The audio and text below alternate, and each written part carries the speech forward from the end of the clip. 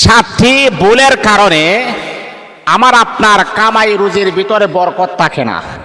মনে রাখতে হবে মা, মনে রাখতে হবে বাবা, এই 7টি ভুল যদি আপনি করেন, এই 7টা ভুল যদি আপনি করেন, আপনি ইনকাম করার পরেও, প্রচুর টাকা কামাই করার পরেও আপনার মনের ভিতরে তৃপ্তি কখনো দূর হবে না, হাই আফসোস একটা লেগেই থাকবে। আজকে অনেক সমাজ, অনেকে আমাকে বলে হুজুর অনেক টাকা স্যালারি পায়, কিন্তু তারপর মনের ভিতরে তৃপ্তি আসে না কেন জানি। হুজুর মনের ভিতরে শান্তি আসে না কেন জানি। আমার ঘরের ভিতরে শান্তি নাই, ব্যবসায় শান্তি নাই, শুধু অশান্তি আর অশান্তি। এর কারণটা কি? মনে রাখতে হবে, এই 7টি ভুল কাজ যদি আপনি করেন, এই 7টি ভুলের ভিতরে যদি আপনি থাকেন, ইনকামের ভিতরে শান্তি পাবেন না, আয় রোজগারের ভিতরে বরকত হবে না, শান্তি হবে না। সম্মানিত হাজিরিন, আমি আপনাদেরকে বলবো যে কম টাকা ইনকাম করেন, কিন্তু এর ভিতরে যদি আপনি শান্তি পান, এটাই অনেক বড় রহমত, অনেক বড় বরকত। একজন মানুষ মনে করেন ডুপ্লেক্স, ট্রিপ্লেক্স, ওই সমস্ত বাড়িতে থাকে, বিশাল বড় এরিয়া, বিশাল বড় বাংলোর, টাকা পয়সা ধন সম্পদের যশ কষের কোনো অভাব নাই, প্রভাবের কোনো অভাব নাই, ক্ষমতার কোনো অভাব নাই, সব কিছু তার ঠিক আছে। কিন্তু এই স্যারের কি সমস্যা জানেন? রাতের বেলা যখন ঘুমাইতে যায় তখন তার ঘুম আসে না, ঘুমের ট্যাবলেট খেয়ে স্যারের ঘুম আসতে হয়। আর একটা রিস্কাওয়ালার দিকে আপনি তাকান, ভালো বিছানা নাই, ভালো চাদর নাই, ভালো ঘর নাই, ভালো খাট নাই, ভালো সোফা নাই, এইরকম একটা যুবক, জীর্ণ শীর্ণ যুবক, রিস্কা চলা, প্লেন গাড়ি চলা, সারাদিন পরিশ্রম করার পরে 300 টাকা, 400 টাকা, 500 টাকা ইনকাম করার পরে বাচ্চাদেরকে নিয়ে, স্ত্রীদেরকে নিয়ে খাওয়ার পরে শুইতে দেরি হয়, ঘুমাইতে দেরি হয় না। আল্লাহ পাকের অশেষ মেহেরবানি তার উপরে আছে। টাকা পয়সা হইলেই বাবা সুখ পাওয়া যায় না। আমি আপনাদেরকে বলবো, 7টি বলে আপনার আমার কামাই রুজির ভিতরে বরকত নষ্ট হয়ে যায়, আপনার আমার কামাই রুজির ভিতরে বরকত থাকে না। এই 7টা কি এমন ভুল, সেই ভুলটা আমরা অবশ্যই জানবো, জানার পরে সেই ভুলটা যেন আর না হয় সেই দিকে আমরা অবশ্যই ফোকাস রাখবো। 1 নাম্বার হলো, যদি কোনো ব্যক্তি তাড়াহুড়া করে নামাজ পড়ে, আছে না এমন মানুষ, মুসল্লি 5 ওয়াক্ত নামাজ পড়ে কিন্তু তাড়াহুড়া করে নামাজ পড়ে। আপনি রুকুতে রুকুর তাসবিহ সুন্দর করে আদায় করতে হবে, সেজদায় গিয়ে সেজদার তাসবিহ সুন্দর করে আদায় করতে হবে, সুন্দর করে বসতে হবে, পরিপাটিভাবে নামাজ পড়তে হবে, রিল্যাক্সে নামাজ পড়তে হবে। এই আল্লাহ পাক রব্বুল আলামিনের বান্দা, আপনি জানেন আমার নবী, বিশ্ব নবী সাহাবায়ে কেরামকে বললেন, সাহাবীরা তোমরা জানো নি দুনিয়ার জমিনের ভিতরে সবচাইতে বড় চোর কে, তোমরা জানো নি? একে একে সাহাবীরা বললেন, ইয়া রাসূলুল্লাহ, ইয়া হাবিবাল্লাহ, যারা রাতের আধারে অন্ধকারে মানুষের বাড়িতে গিয়ে টাকা পয়সা আত্মসাৎ করে তারাই হলো সবচাইতে বড় চোর। নবী বললেন, না না, হয় নাই। সাহাবীরা যখন বিভিন্নভাবে বলা শুরু করলেন, আল্লাহ নবী বললেন, না না, হয় নাই। তখন সাহাবীরা বললেন, আল্লাহু আ'লামু ওয়া রাসূলুহু, আল্লাহ এবং তার রাসূলই ভালো জানে। আমার নবী বললেন, সাহাবীরা জানো নি যে ব্যক্তি নামাজে দাঁড়িয়ে নামাজের রুকু সাজদা তাড়াতাড়ি করবে, নামাজে তাড়াহুড়া করবে, ওই ব্যক্তি হলো দুনিয়ার জমিনের ভিতরে সবচাইতে আসল চোর। সুবহানাল্লাহি ওয়া বিহামদিহি। চিন্তা করছেন যে নামাজের ভিতরে তাড়াহুড়া করে, রুকুর তাসবিহ সুন্দর করে আদায় করে না, সেজদার তাসবিহ সুন্দর করে আদায় করে না, তাশাহুদের তাসবিহ সুন্দর করে আদায় করে না, সে হচ্ছে সবচাইতে বড় চোর। আর আমার রাসূল বলেছেন, ওই সমস্ত নামাজিরা কিয়ামত পর্যন্ত, মৃত্যু পর্যন্ত নামাজ পড়তে পারবে, কিন্তু তার নামাজ আল্লাহর দরবারে কখনো কবুল হবে না। তাহলে 1 নাম্বার হলো, যদি কোনো আল্লাহ তাআলার বান্দা বান্দী তাড়াহুড়া করে নামাজ পড়ে, তাহলে 1 নাম্বার ভুল হলো তার রুজি রোজগারের ভিতরে বরকত থাকে না। রুজি রোজগারের ভিতরে আমার আল্লাহ বরকতটা সংকীর্ণ করে দিবেন। রুজি রোজগারের ভিতরে আল্লাহ পাক রব্বুল আলামিন কখনো রহমত, বরকত, আল্লাহ প্রদত্ত নিয়ামত আমার আল্লাহ দান করবেন না।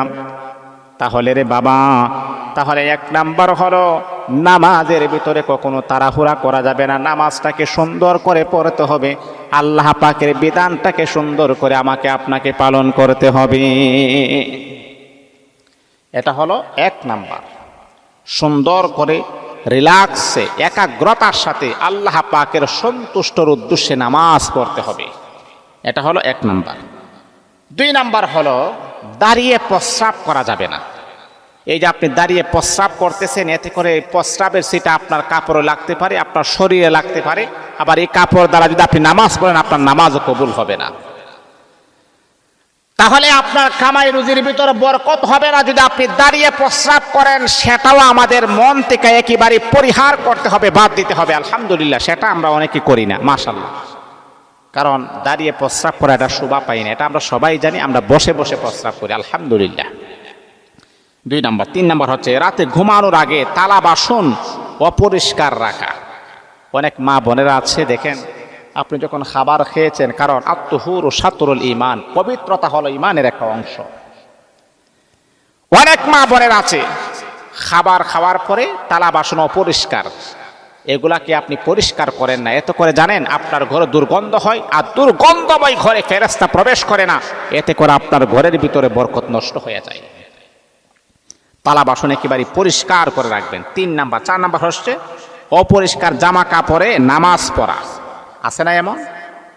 দেখেন, আমার একটা জিনিস ভাবতে অবাক লাগে। আপনি যখন এলাকার কোনো মেম্বারের কাছে যখন যাবেন, মাত্র এলাকার একটা মেম্বার, একটা গ্রামের একটা মেম্বার, একজন চেয়ারম্যানের কাছে যখন আপনি যাবেন, মেম্বারের কাছে যখন আপনি যাবেন, তখন আপনি উত্তম পোশাকটা পরে আপনি যান। কেন আমি মেম্বারের কাছে যাচ্ছি, কেন আপনি চেয়ারম্যানের কাছে যাচ্ছেন? আর নামাজে আপনি দাঁড়াবেন, বাবা, নামাজে আপনি দাঁড়াবেন, রব্বে কাবার মালিকের কুদরতি কদমে আপনি দাঁড়াবেন। আমার আল্লাহ আপনাকে দেখতেছেন, আর আল্লাহর সামনে পাড়া সিরা পচা জামা পরে আপনি দাঁড়াবেন। এটা আপনাকে কতটুকু দেখেন, এটা কিভাবে আপনার সম্ভব হয়? আকরাবু মা ইয়াকুনুল আবদু মির রাব্বিহি ওয়া হুয়া সাজিদ। বান্দা যখন নামাজের মুসল্লায় যখন দাঁড়িয়ে যায়, ওয়াসজুদ ওয়াকতারিব, বান্দা যখন সেজদায় লুটিয়ে পড়ে, দুনিয়ার কোনো মানুষের কদমে সেজদা করে না, দুনিয়ার কোনো মানুষের পায়ে সেজদা করে না, দুনিয়ার কোনো মানুষের সামনে সেজদা করে না। এই আল্লাহ পাক রব্বুল আলামিনের বান্দা বান্দী, আপনি জানেন না, আপনি যখন সেজদা করেন আপনার কাছে মনে হয় মসজিদের টাইলসে আপনি সেজদা করতেছেন, আপনার কাছে মনে হয় মসজিদের কার্পেটে আপনি সেজদা করতেছেন, আপনার কাছে মনে হয় ফ্লোরে আপনি সেজদা করতেছেন। কিন্তু হাদিস এবং কোরআনে প্রমাণ করে, আকরাবু মা ইয়াকুনুল আবদু মির রাব্বিহি ওয়া হুয়া সাজিদ। আল্লাহর কোরআন বলে ওয়াসজুদ ওয়াকতারিব, সেজদা দিয়েছো, আমার নিকটবর্তী হয়ে গেছে। এর মানে হলো, ও বান্দা, তুমি দেখতেছো টাইলসে সেজদা করতেছো, কার্পেটে সেজদা করতেছো, তা নয়, আমি আল্লাহর কুদরতি কদমে তুমি সেজদা দিতে আসো। বাস্তব বাহ্যিক দৃষ্টিতে দেখা যায় যে তুমি টাইলসে সেজদা করতেছো, বিষয়টা কিন্তু এমন নয়। এটা আমি আল্লাহর কুদরতি কদমে তুমি সেজদা করতে আসো। আল্লাহু আকবার, আল্লাহু আকবার। এই জন্য বাবা, নামাজে যখন দাঁড়াবেন, তখন নামাজে যখন আসবেন, উত্তম পোশাক পরে আপনি আসবেন। 5 দিন ধরে কাপড় পরিষ্কার করেন না, শরীর থেকে দুর্গন্ধ বের হয়, আর এটাই আপনি পড়তেছেন, এটা পরে নামাজে আসছেন না, এটা এই ভুল কখনো করা যাবে না। একটা কাপড় আপনি বারবার পরেন, এতে কোনো সমস্যা নাই, তো এটাকে পরিষ্কার পরিচ্ছন্নতা করে তারপর আপনি নামাজ পড়বেন, আল্লাহর কদমে আপনি লুটিয়ে পড়বেন, আল্লাহর সামনে আপনি দাঁড়াবেন। এটাই হচ্ছে নবীর সুন্নাহ, এটাই হচ্ছে নবীর আদর্শ।